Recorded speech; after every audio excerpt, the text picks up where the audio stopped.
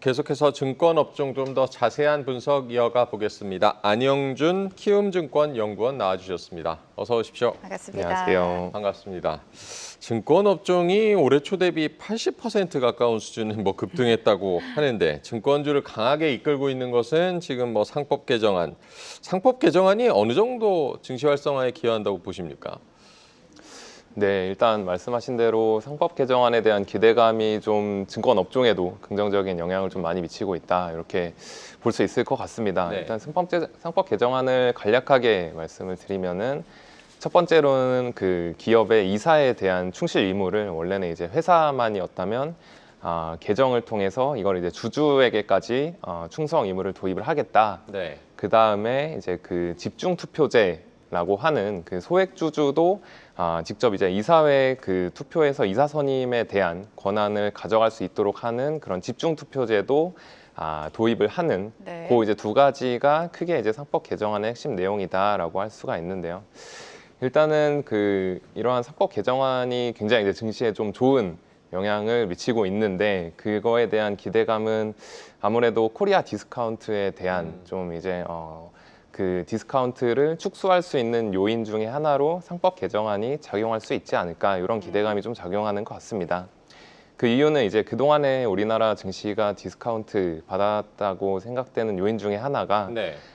이제 시장에서도 많이 얘기를 하지만 대주주의 그 이익이랑 소액주주의 이익이랑 충돌하는 경우가 꽤 있었기 때문에 네. 이 부분을 정책적으로 해소할 수 있는 게 상법 개정안이 아니냐라는 기대감으로 국내 증시가 좀 전체적으로 긍정적인 모습을 보이고 있는 것 같습니다. 네. 그래서 증권주들은 사실 그 증시 거래대금에 굉장히 좀 민감하기 때문에 네.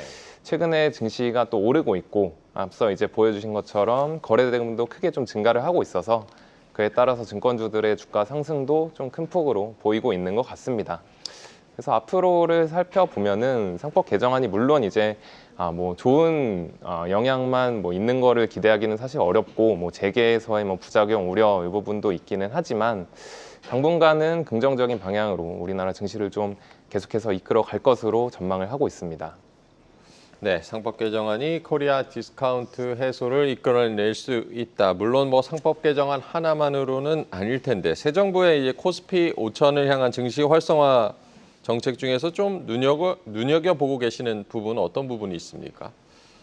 네, 맞습니다. 당연히 이제 상법 개정안이 그것만 이제 통과된다고 해서 갑자기 이제 이전과 동일한 기업의 가치가 크게 갑자기 증가를 한다, 이렇게 보기는 어렵기 때문에 네. 앞으로 추가적인 랠리를 이어가기 위해서는 이제 실질적인 주식 투자자에 대한 혜택이 정책적으로 좀 이제 지원이 돼야 된다. 대표적으로는 이제 최근에 논의가 되고 있는 이 배당 소득에 대한 분리 과세, 이러한 부분도 사실 배당 소득 그 자체에 대한 세제 혜택을 주는 거기 때문에 주식 투자자들이 주식을 사는 거에 대한 실질적인 인센티브를 지급하는 정책이라고 할 수 있기 때문에 그런 부분들이 좀 도입이 된다면은 앞으로 이제 증시에 대한 긍정적인 영향이 좀 더 이제 커질 수 있지 않을까, 이렇게 생각하고 있습니다. 네, 앞서서 잠시 짚어주신 것처럼 지금 거래 대금이 가파르게 증가하고 있습니다. 이 부분 역시 증권업의 호재로 작용할 것 같은데 거래 주체별 상황과 함께 주목해야 될 부분 어디가 있습니까? 네, 맞습니다. 거래대금이 연초에는 1분기 기준으로 보면은 네. 한 20조 원 일평균도 안 되는 한 18.5조 원 요 정도 수준에 불과했는데, 네. 가장 최근에 보면은 거의 30조 원을 돌파하고 최근에는 일간 한 35조 원 정도의 거래대금을 좀 보이고 있습니다. 이렇게 국내 증시가 계속해서 상승세를 보이면서 거래대금도 같이 이제 좀 증가를 하고 있는 모습이고, 아까 보신 것처럼 주체별로 봐도 개인이랑 기관, 외국인, 그러니까 우리나라 증시의 수급 주체가 모두 거래대금이 좀 증가하고 있는 모습을 보이고 있습니다. 그 말인즉슨 특정 주체의 쏠림보다는 전체적으로 이제 증시에 대한 상승 기대감 때문에 거래대금이 좀 증가를 하고 있다, 이렇게 볼 수 있을 것 같고요. 주목할 만한 점은 그 중에서도 특히 이제 개인들의 거래 비중이 좀 상승하고 있다, 이런 점을 좀 볼 수 있는데요. 최근에 거의 개인 투자자의 거래 비중이 국내 증시의 약 한 70%까지 좀 도달한 모습입니다. 아무래도 국내 증시가 사실 예전에는 미국 증시가 좋아가지고 미국으로 많이 가셨다가 네. 요즘에는 국내 증시가 좋으니까 국내로 좀 많이 좀 돌아오고 있는 모습을 좀 보이고 있다 이렇게 말씀드릴 수 있을 것 같습니다. 그래서 뭐 한 가지만 더 말씀드리면은 그 증시 주변 자금이라고 하는 투자자 예탁금이 코로나 때 약 한 80조 원 정도까지 다다랐다가 작년 말로는 한 50조 원 정도 수준까지 내려갔는데 최근에는 개인 투자자들이 많이 몰리면서 이러한 투자자 예탁금이 60조 원을 돌파하는 모습을 보이고 있다. 그만큼 우리나라 증시에 대한 뭐 개인들도 그렇고 뭐 여러 투자 주체들의 관심도가 계속해서 좀 커지고 있다. 이렇게 생각하시면 될 것 같습니다. 네, 최근에는 그런가 하면 대형 증권사들을 중심으로 부동산 PF 부문이 다시 수익 지표에서 좀 부각이 되고 있다고 하는데 한때 뭐 건설 경기가 안 좋을 때 최대 리스크로 좀 부상하기도 했었는데 이렇게 부동산 PF를 재개하는 움직임 지금 어떻게 보고 계십니까? 네, 사실 말씀하신 대로 한 최근에 2, 3년 정도 동안 부동산 PF 업황이 굉장히 좀 안 좋았다 이렇게 네. 볼 수 있는데 네. 그 원인을 생각을 해보면은 일단 금리가 굉장히 많이 좀 올랐었고요. 2023년도 말 정도까지 올랐었고 네. 그 다음에 이제 계속해서 물가도 같이 올랐고 그래서 그리고 이제 인건비도 같이 좀 상승을 하면서 부동산 개발 사업하는 부분에 대해서 이제 좀 수익성이 나오지 않았기 때문에 부동산 경기가 굉장히 좀 악화되는 모습을 보였다 이렇게 분석을 할 수가 있을 것 같습니다. 다만 이제 최근에 대형 사업장을 중심으로 부동산 PF 업황이 좀 회복되고 있는 모습을 보이고 있는데 네.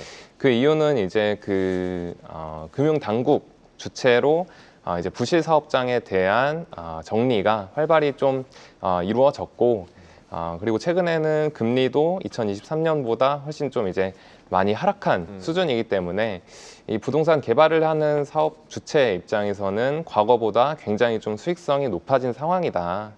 이런 업황이 좀 회복이 됐다. 이렇게 볼 수 있기 때문에 최근에는 좀 이제 이런 우량 사업장 위주로 다시금 부동산 PF 시장에 투자하려는 움직임이 좀 일어나고 있지 않나 이렇게 보고 있습니다. 다만 이제 아직까지는 우리나라 뭐 부동산 경기가 완전히 회복됐다고 보기는 어렵기 때문에 네. 뭐 금융회사들 입장에서도 뭐 자본 건전성이 뭐 여전히 좀 부진한 모습을 보이고 있거나 아니면은 뭐 이제 부동산 경기의 부진을 좀 이제 만회할 수 있는 자본 규모가 크지 않은 금융회사 같은 경우에는 아직까지는 조금 더 주의할 필요가 있지 않나 이렇게 생각합니다. 네, 대체거래소인 넥스트레이드도 살펴봐야 될 것 같은데요. 점유율이 계속해서 성장세를 보이고 있다고 합니다. 출범 이후에 거래 대금 그리고 점유율 현황까지 짚어주실까요? 네, 대체거래소가 한 3월 중순 네네. 정도에 출범을 했는데요. 네. 사실 그 3월의 평균 점유율을 계산을 해보면은 약 한 8%, 그러니까 전체 증시 거래 대금의 약 한 8%가 대체거래소에서 거래가 됐었는데 최근에는 거의 한 30% 이상까지 네. 올라온 모습을 보이고 있습니다. 이게 그 대체거래소의 이용자가 대부분 개인 투자자인 점을 생각을 해보면은 네. 굉장히 이제 최근에 증시가 많이 오르면서 개인 투자자의 유입이 이루어지고 있고 이에 따라서 개인 투자자들이 주로 사용하는 대체거래소의 점유율도 같이 좀 상승을 하고 있다. 이렇게 분석할 수 있을 것 같습니다. 증권사의 올해 1분기 실적을 보면 대부분 뭐 양호한 성적표를 내놨고 2분기에는 이렇게 대체거래소 개장에 따라 수수료 수입 등 기대감도 있고 이제 2분기 실적 시즌도 이제 얼마 남지 않았는데 2분기의 실적 기대 요인과 변수 어떤 것들 좀 보고 계십니까? 네, 맞습니다. 최근에 이제 증시가 많이 좀 올라오면서 거래 대금도 크게 좀 증가를 했고 특히 이제 개인들의 증시 유입이 좀 활발하게 이루어지다 보니까 브로커리지를 중심으로 2분기 증권사들의 실적은 굉장히 좀 양호할 거다 이렇게 예상을 해볼 수가 있을 것 같습니다.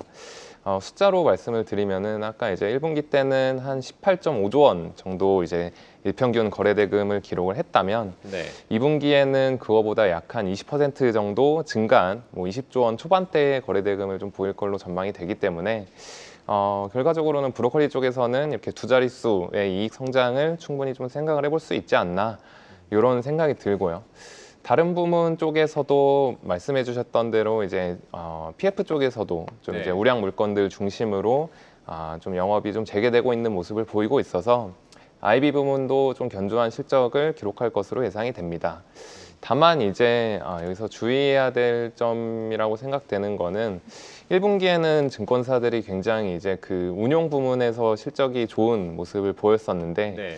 그 세부적으로 보면은 금리가 내려가고 또 이제 1분기는 금융회사들이 투자한 자산에 대해서 뭐 배당금이라든지 아니면 분배금이라든지 이런 것들을 인식하는 시기이기 때문에 계절적으로 1분기가 운용에서는 좀 잘 나올 수밖에 없는 네. 분기였다. 반면에 이제 2분기는 그러한 이제 그 이익에 플러스 되는 요인이 조금은 없어질 수 있고 또 이제 최근에는 금리가 조금이나마 이제 반등하는 모습을 보이고 있기 때문에 금리가 반등하면 채권 평가 손실이 발생해서 운용 쪽에는 악영향을 주기 때문에 이러한 부분들은 2분기 때 좀 약간 주의할 필요가 있을 것 같습니다.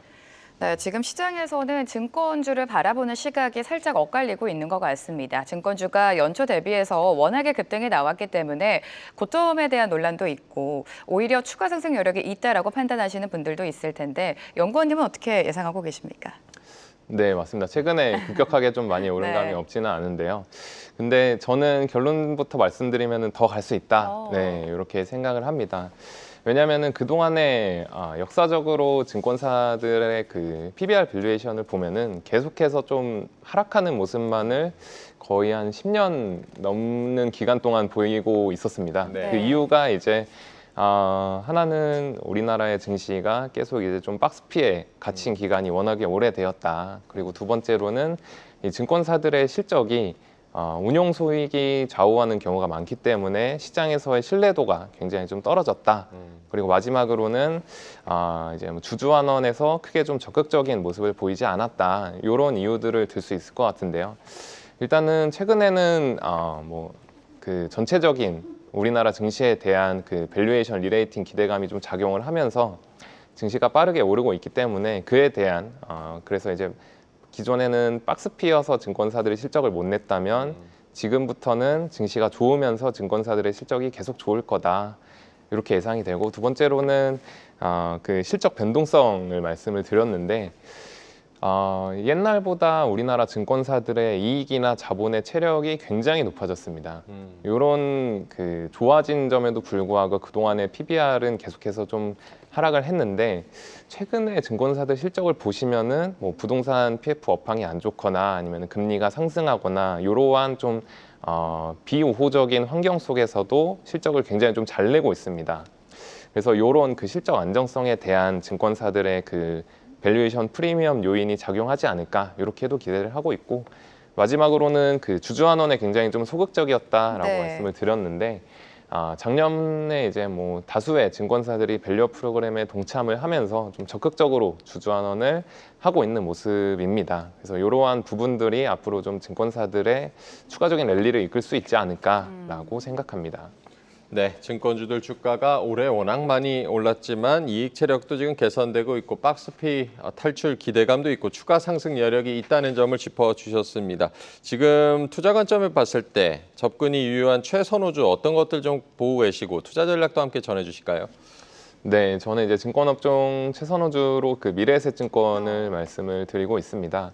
그 이유는 이제 그 앞서 말씀드린 것처럼 브로커리지 실적 때문에 굉장히 좀 증권사들의 네. 실적 호조가 기대가 되고 또 이제 주요한 포인트 중에 하나로 그 주주환원의 적극성을 말씀을 드렸는데 미래에셋증권 같은 경우에는 브로커리지 점유율도 꽤 이제 높은 수준을 보이고 있고 또 이제 그 주주환원에도 굉장히 좀 타 증권사 대비 적극적인 모습을 보이고 있기 때문에 아마 상대적으로 좀 주가도 강세를 보일 수 있지 않나 이렇게 생각을 하고 있습니다.